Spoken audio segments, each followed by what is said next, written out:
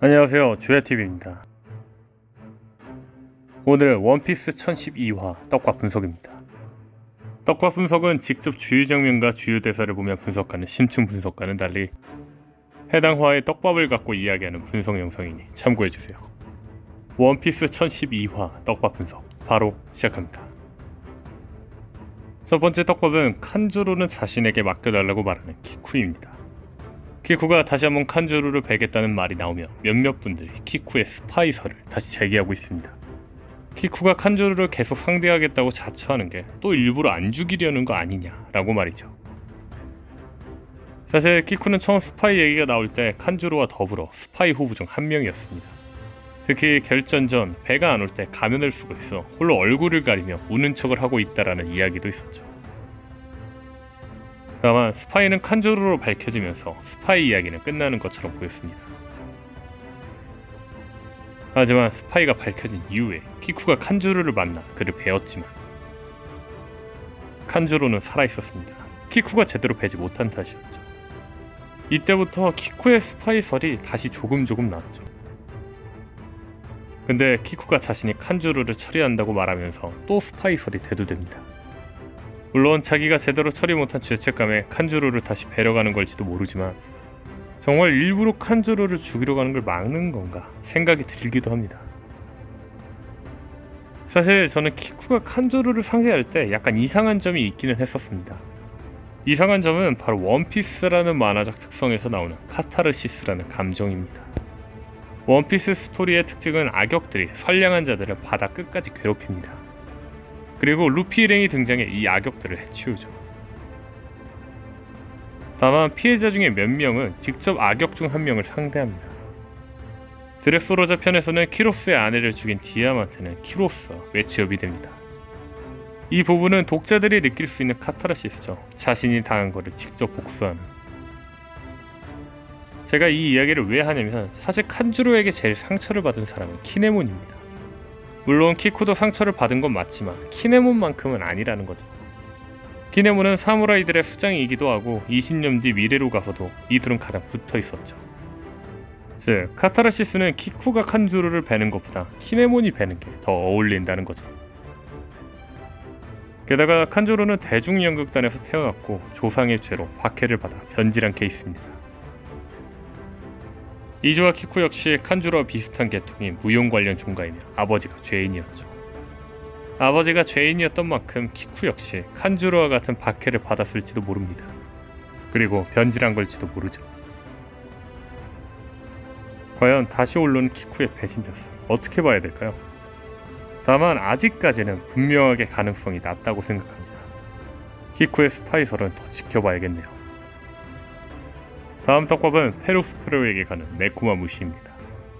네코마무시가 페드로의 복수를 위해 가는 걸로 보아 페로스페로 vs 네코마무시 매치업이 될 거로 보입니다. 다만 네코마무시가 페로스페로에게 간다면 굉장히 매치업이 복잡해집니다. 아시다시피 현재 라이브 플로어에서 마르코가 킹과 퀸을 상대하고 있습니다. 하지만 킹 퀸뿐만 아니라 페로스페로까지 라이브 플로어에 나타났습니다. 그래도 다행인 건 조로와 상디가 킹과 퀸이 있는 라이브 플로어로 가고 있죠. 만약 네코마무시가 안 왔다면 킹 vs 마르코, 상디 vs 퀸, 조로 vs 페르스페로. 물론 이런 매치업이 아니어도 조로, 상디, 마르코 vs 킹, 퀸, 페르스페로 3대3이 딱 맞았죠. 다만 네코마무시가 페르스페로를 상대한다고 결정된다면 마르코, 조로, 상디 중에 한 명은 싸우지 못합니다. 4대3은 아니겠죠. 다만 상대는 퀸과 대결 플래그도 있고 상대는 아직 한 번도 안 싸웠기 때문에 상대는 싸울 겁니다. 즉 상대와 네코마무시는 상대가 분명하기 때문에 조로와 마르코 둘 중 한 명이 싸움에서 빠져야 합니다. 다시 말해 조로, 마르코 둘 중 한 명만 킹과 싸울 수 있다는 거죠. 다만 조로는 부상을 너무 당했기 때문에 킹은 마르코가 상대하고 조로는 이제 끝. 아니면 사람들이 라이브 플로어에 도착했을 때 마르코는 킹과 퀸, 페로스페로까지 상대하느라 마르코가 이들에게 패배하고 결국 조로가 킹을 상대할지도 모르겠네요. 다만 분명한 건 뼈가 20개에서 30개가 부러진 조로는 누구보다 부상이 심한 상태라. 하지만 사실 제가 짚히는 게 하나 있습니다. 저는 의사인 로우가 조로를 치료하지 않고 다른 곳으로 가버린 게 이상했습니다. 뭔가 이상하지 않나요? 아무리 급해도 조금이라도 로우가 치료하면 되는데. 물론 오다스미 노리는 전개가 조로를 라이브 플로어에 있는 초파에게 보내려고 하는 걸지도 모르지만, 굳이 의사인 로우가 눈앞의 환자인 조로를 치료를 안 시켰다는 건 조로를 치료시킬 수 있는 누군가 등장시키려는 오다스미의 의도 아닐까요? 즉 로우에게 조로를 치료시키지 않은 이유가 누군가에 의해 조로가 치료 이상으로 회복시키려는 전개 때문 아니냐는 거죠. 근데 조로가 치료 이상으로 회복한다면 킹을 상대할까요? 옥상으로 갈까요?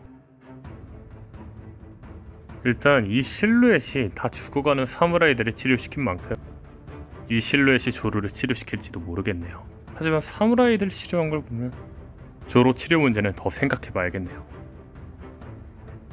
다음 떡밥은 카이도와 루피가 1대1이라는 소리를 듣고 서둘러야 해 라고 말하는 야마토입니다. 근데 거의 이 대사는 야마토가 루피를 도우러 카이도에게 간다는 대사나 다름이 없죠. 이 대사로 인해 야마토의 능력은 백호라는 거에 더 가까워지지 않았나 싶습니다. 현재 와노쿠니는 용과 호랑이의 싸움을 의미하는 용호상박 떡밥이 많이 나오고 있습니다. 본편에 나오는 그림뿐만 아니라 표지를 통해서도 용호상박 떡밥을 보여주고 있죠. 이러한 떡밥으로 인해 사람들이 호랑이를 상징하는 조로가 카이도를 상대할 거라 했었죠. 결국 조로는 카이도를 상대했었고요. 게다가 98권 SBS에서 루피가 카이도를 상대로 기어5를 보여줄 것처럼 이야기하였습니다.